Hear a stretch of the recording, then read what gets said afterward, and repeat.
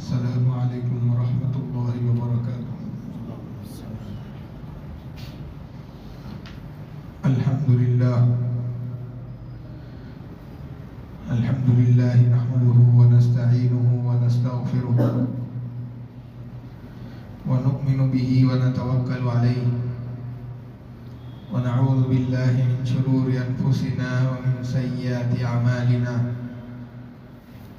من يهده الله فلا مضل له ومن يضلله فلا هادي له، ونشهد أن لا إله إلا الله وحده لا شريك له، ونشهد أن سيدنا ونبينا ومولانا محمدا عبده ورسوله، أما بعد،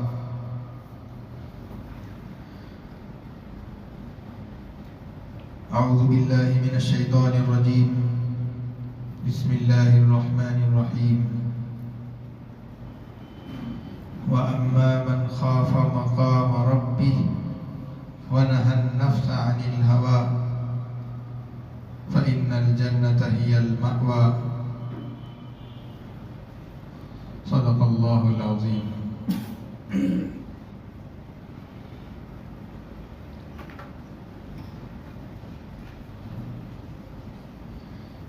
معزز سامعین اکرام،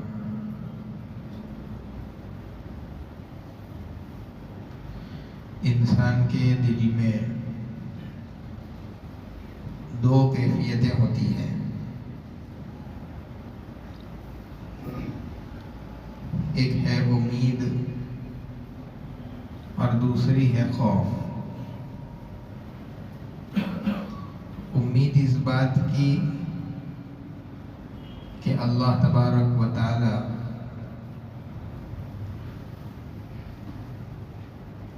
ہمارے اتنے سارے گناہوں کے باوجود بھی ہم پر اپنی نظر رحم کرتے ہوئے ہم کو بخش دیں گے اور ہمارا انجام اچھا ہوگا، اور خوف اس بات کا کہ ہمارے جو گناہ ہیں، جتنے زیادہ گناہ ہم نے کیے ہیں، ان کو سامنے رکھتے ہوئے یہ خوف کہ کہیں اس کی وجہ سے ہماری ہلاکت نہ ہو جائے اور ہمارا برا انجام نہ ہو جائے۔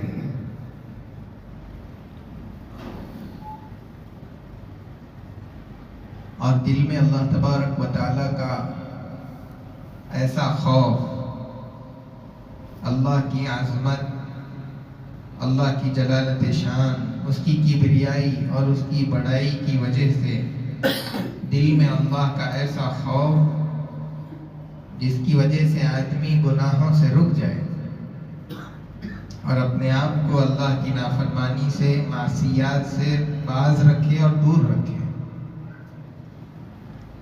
تو انسان کا دل ان دو کیفیات کے درمیان ہوتا ہے، اسی لیے یہ بات کہی گئی ہے کہ ایمان وہ امید اور خوف کے درمیان ہوتا ہے۔ یہ دونوں کیفیتیں ایک ساتھ آدمی کے دل میں ہونی چاہیے۔ آدمی کے دل میں صرف خوف ہی خوف رہے، امید ہی نہ رہے، ایسا بھی نہ ہو،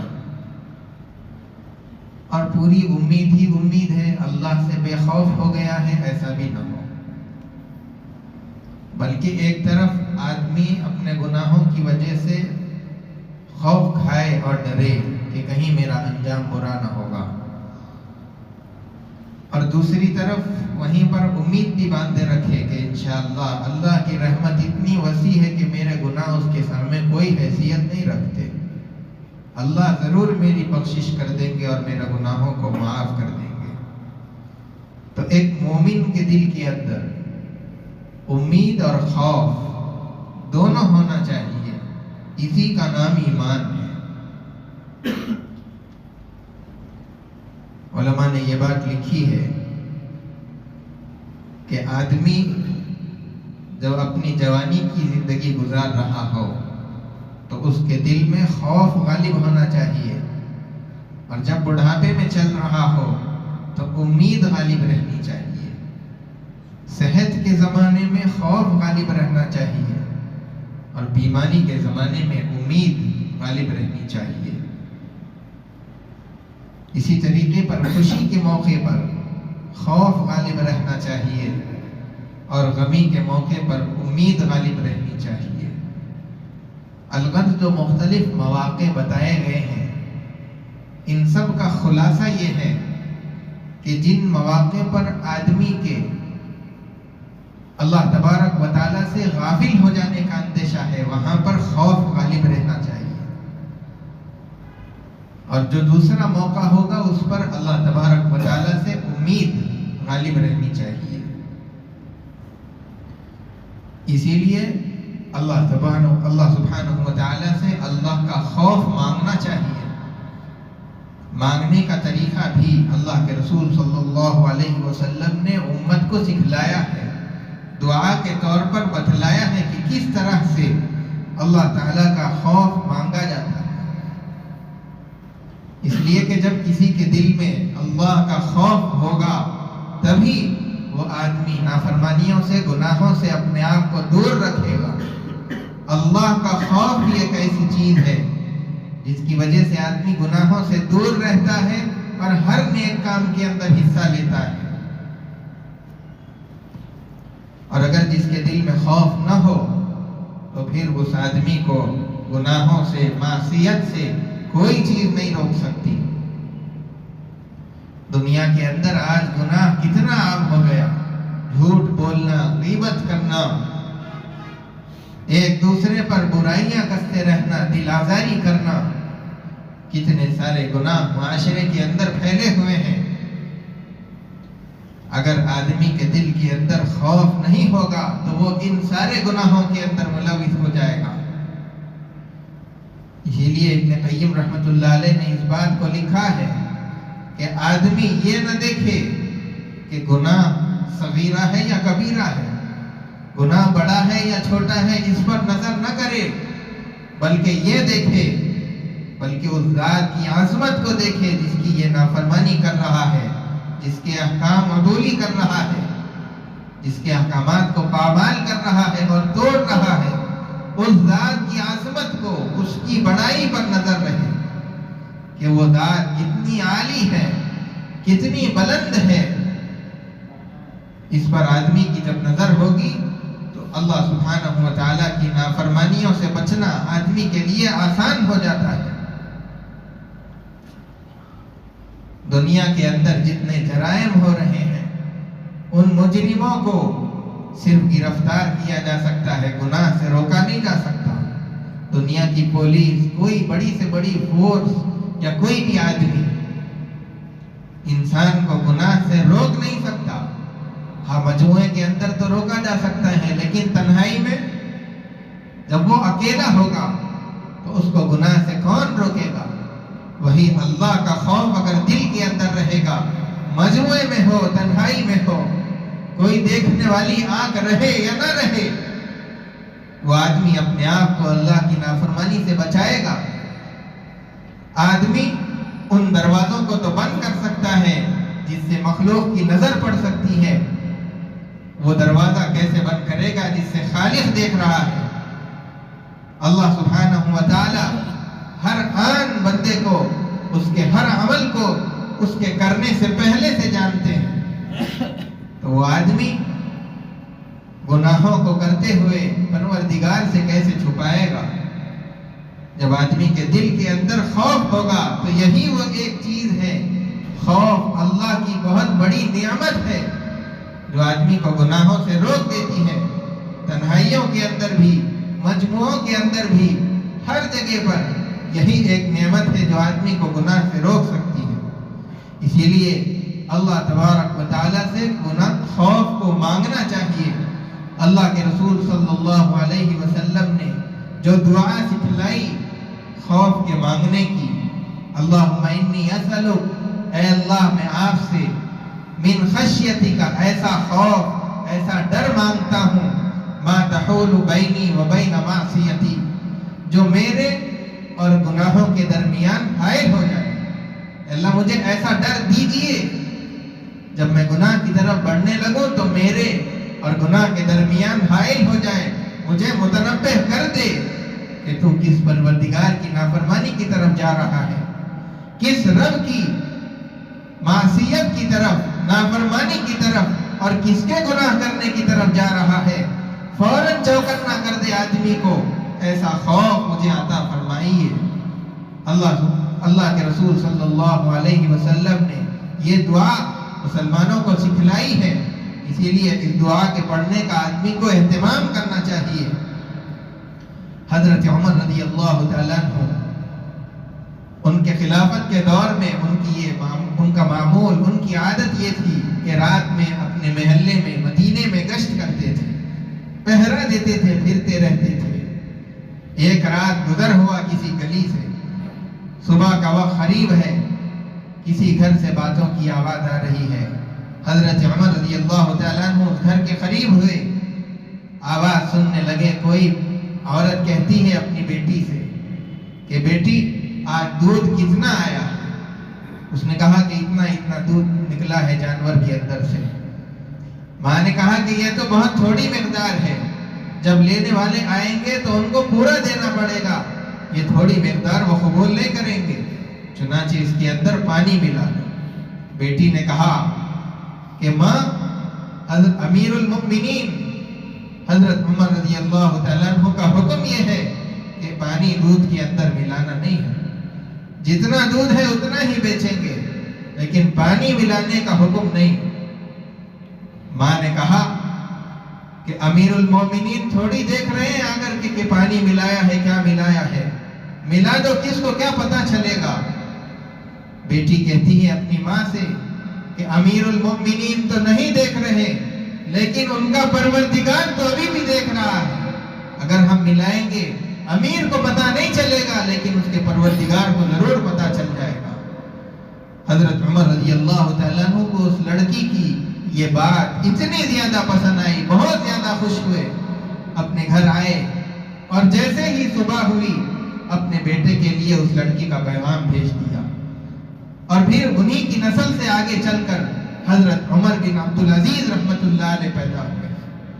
تو جب دلوں کے اندر اللہ کا خوف ہوتا ہے تو کوئی انسان دیکھے نہ دیکھے، کوئی ذمہ دار دیکھے نہ دیکھے، کوئی سرپرست دیکھے نہ دیکھے، اللہ کا خوف ایسی چیز ہے جو آدمی کو تنہائیوں کے اندر بھی گناہ کرنے سے روک دیتا ہے۔ اسی لیے اپنے اندر اللہ کا خوف پیدا کرنا چاہیے، اور یہ چیز اللہ تعالیٰ سے مانگنا چاہیے۔ حضرت اما جان عائشہ رضی اللہ تعالیٰ عنہ، ان کے اندر اللہ کا خوف اتنا زیادہ، فرماتے ہیں کہ ایک مرتبہ جب رکعت بند کر کے رات میں نماز پڑھنے کے لیے کھڑے ہوئے، پوری رات نماز کے اندر ایک ہی آیت پڑھتے ہوئے گزار دی، وَبَدَا لَهُم مِّنَ اللَّهِ مَا لَمْ يَكُونُوا يَحْتَسِبُونَ۔ اللہ تبارک و تعالیٰ کی طرف سے ان لوگوں کو ایک ایسا معاملہ، یعنی ایسی پکڑ اور عذاب پیش آنے والا ہے جن کا ان کو گمان بھی نہیں۔ اگرچہ کہ یہ آیت کافروں کے بارے میں نازل ہوئی تھی، لیکن حضرت اما جان عائشہ رضی اللہ تعالیٰ عنہ خوف کھا رہی ہیں کہ میرے ساتھ بھی یہ معاملہ کہیں نہ کر دیا جائے۔ ایسا خوف صحابہ اکرام رضوان اللہ تعالیٰ علیہم اجمعین کی زندگی کے اندر۔ حضرت عمر رضی اللہ تعالیٰ عنہ نے ایک مرتبہ پانی مانگا کہ مجھے پانی دیا جائے، پانی کی جگہ پر شربت پیش کیا گیا، وہ لے کر پینے لگے، اور پیتے پیتے آنسو جا رہے ہیں۔ صحابہ نے پوچھا کہ امیر المومنین کیا بات ہو گئی؟ حضرت عمر رضی اللہ تعالیٰ عنہ نے کہا کہ مجھے قرآن کریم کی ایک آیت یاد آ گئی، اذهبتم طیباتکم فی حیاتکم الدنیا واستمتعتم بها۔ اللہ تعالیٰ کہہ رہے ہیں کہ تم نے جو کچھ کیا تھا اس کا بدل تم نے دنیا کے اندر اڑا لیا ہے، اور آخرت کے اندر تمہارا کوئی حصہ نہیں۔ کہیں مجھ سے بھی یہ نہ کہہ دیا جائے کہ تم نے جو کچھ نعمتیں دنیا کے اندر پائی ہیں، تمہارے کیے کا بدل دنیا کے اندر تم کو دے دیا گیا ہے، اور آخرت کے اندر تمہارا کوئی حصہ نہیں۔ یہ جب آیت مجھے یاد آ گئی تو میں رونے لگ گیا۔ تو ایسا خوف حضرت عمر رضی رضی اللہ تعالیٰ عنہ کے اندر حضرت حسن بصری رحمۃ اللہ علیہ کا حال یہ کہ جب وہ آتے، کوئی آتا ہوا ان کو دیکھ لیتا تو ایسے لگتا کہ وہ آدمی آ رہا ہے جس نے ابھی ابھی اپنے باپ کو دفن کیا ہو۔ ایسا غم اور ایسا خوف ان پر سوار رہتا تھا، اور ایسا خوف جب کبھی بیٹھتے تو ایسے معلوم ہوتا کہ وہ مجرم بیٹھا ہوا ہے جس کو پھانسی کا حکم دے دیا گیا ہے۔ اللہ کا ایسا خوف ان پر ہمیشہ طاری رہتا، رونے کے عادی تھے۔ حضرت عمر رضی اللہ تعالیٰ عنہ بھی بڑی کثرت کے ساتھ روتے تھے، رونے کی وجہ سے ان کے رخساروں پر نالیوں جیسی بن گئی تھی۔ اور حضرت رابعہ بصریہ رحمۃ اللہ علیہا، ان کے بارے میں یہاں تک لکھا ہوا ہے اللہ کے خوف کی وجہ سے اتنا زیادہ روتے تھے، اور ایسا روتے کہ رونے کی وجہ سے جو آنسو نکلتے، کبھی کبھی ان آنسوؤں کی وجہ سے زمین سے گھاس اگ جایا کرتی تھی۔ اتنا زیادہ خوف کی وجہ سے رونا صحابہ کی زندگی کے اندر اور اللہ والوں کی زندگی کے اندر۔ آج اپنی زندگی کو ہم ٹٹولیں، ہماری زندگی کے اندر اللہ کا کتنا زیادہ خوف ہے۔ اس خوف کی وجہ سے ہم اللہ کی نافرمانیوں سے، کتنی نافرمانیوں سے ہم بچ رہے ہیں، کتنے گناہوں سے ہم دور رہ رہے ہیں۔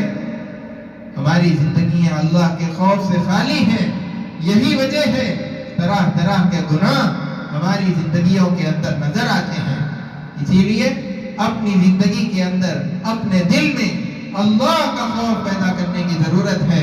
اسی لیے اللہ سے اپنا خوف، اللہ کا خوف مانگنا چاہیے۔ اللہ کے رسول صلی اللہ علیہ وسلم جب آپ معراج پر تشریف لے گئے تو آپ نے عرش کے اطراف میں چند فرشتے دیکھے، اور ان کی ہیئت یہ بتائی کہ وہ سجدے کے اندر پڑے ہوئے اللہ کو سجدہ کیے ہوئے تسبیح بیان کر رہے ہیں، اور ان کے بدن کانپ رہے ہیں۔ اللہ کے رسول صلی اللہ علیہ وسلم نے حضرت جبرائیل علیہ السلام سے پوچھا کہ یہ کیا معاملہ ہے؟ حضرت جبرائیل نے بتایا کہ یہ فرشتوں کو جب پیدا کیا گیا تھا اس وقت سے یہ سجدے کی حالت کے اندر ہے، اور جب تک قیامت قائم ہوگی اس وقت تک یہ سجدے ہی میں رہیں گے۔ اور ان پر اللہ تبارک و تعالیٰ کا ایسا خوف طاری ہے جس کی وجہ سے ان کے بدن کپ کپا رہے ہیں، اور کپ کپانے کی وجہ سے ایک آواز پیدا ہو رہی تھی جو اللہ کے رسول صلی اللہ علیہ وسلم نے اپنے کانوں سے سنی۔ جب آپ عرش کے پاس سے گزرے تو آپ نے ایک آواز سنی، جس طریقے پر کسی چارپائی پر زیادہ بوجھ ڈال دیا جائے تو چارپائی چرچرانے لگتی ہے، ایسے ہی عرش میں سے ایک آواز آ رہی تھی۔ اللہ کے رسول صلی اللہ علیہ وسلم نے حضرت جبرائیل علیہ السلام سے پوچھا تو حضرت جبرائیل نے بتایا کہ اللہ کی جلالت شان کی وجہ سے، اس کی عظمت کی وجہ سے عرش بھی ہیبت میں کپ کپاتا ہے اور چرچرانے لگتا ہے، اس کے اندر سے بھی آواز آتی ہے۔ تو ایسا خوف سارے ہی مخلوقات کے اندر، فرشتے ہو، جنات ہو، جانور ہو، کوئی بھی مخلوق ہو، اللہ کا خوف ان کے اندر پایا جاتا ہے۔ انسان کو بھی اپنے دل کے اندر اللہ کا خوف پیدا کرنا چاہیے۔ ایک صحابی رضی اللہ تعالیٰ عنہ اللہ کے رسول صلی اللہ علیہ وسلم کے پاس آئے، اور انہوں نے کہا کہ اللہ کے نبی، میں آپ سے ایک بات کہنے کے لیے آیا ہوں۔ اللہ کے رسول صلی اللہ علیہ وسلم نے پوچھا کہ کیا بات ہے، بتاؤ۔ انہوں نے کہنا شروع کیا کہ میرا ایک اونٹ ہے، میں اس کا بہت زیادہ خیال رکھتا ہوں، دانا پانی بھی اس کو دیتا ہوں اور اس سے کام لیتا ہوں، خوب خیال اس کا رکھتا ہوں، لیکن جب میں سونے کے لیے لیٹتا ہوں تو وہ عجیب آوازیں نکالتا ہے جس کی وجہ سے مجھے آنکھ نہیں لگتی، میری نیند ختم ہو جاتی ہے۔ آپ دعا کر دیجئے کہ وہ اونٹ مجھے پریشان کرنا ختم کر دے، آوازیں نکالنا چھوڑ دے، تاکہ میں آرام سے سو جاؤں، کیونکہ میں ایک کسان ہوں، محنت کرتا ہوں اور تھکا ہوا رہتا ہوں، جس کی وجہ سے سونا چاہتا ہوں لیکن سو نہیں پاتا۔ اللہ کے رسول صلی اللہ علیہ وسلم نے کہا کہ ہم نے تمہاری بات تو سن لی، اب اس اونٹ کو بھی لے کر کے آؤ، ہم اس سے بھی پوچھیں گے کہ وہ تم کو کیوں پریشان کرتا ہے۔ جب اللہ کے رسول صلی اللہ علیہ وسلم کا بلاوا اس اونٹ کے پاس گیا تو تو وہ ادب کے ساتھ چلتا ہوا حضور پاک صلی اللہ علیہ وسلم کی بارگاہ میں آیا اور ادب سے آپ کے سامنے بیٹھ گیا۔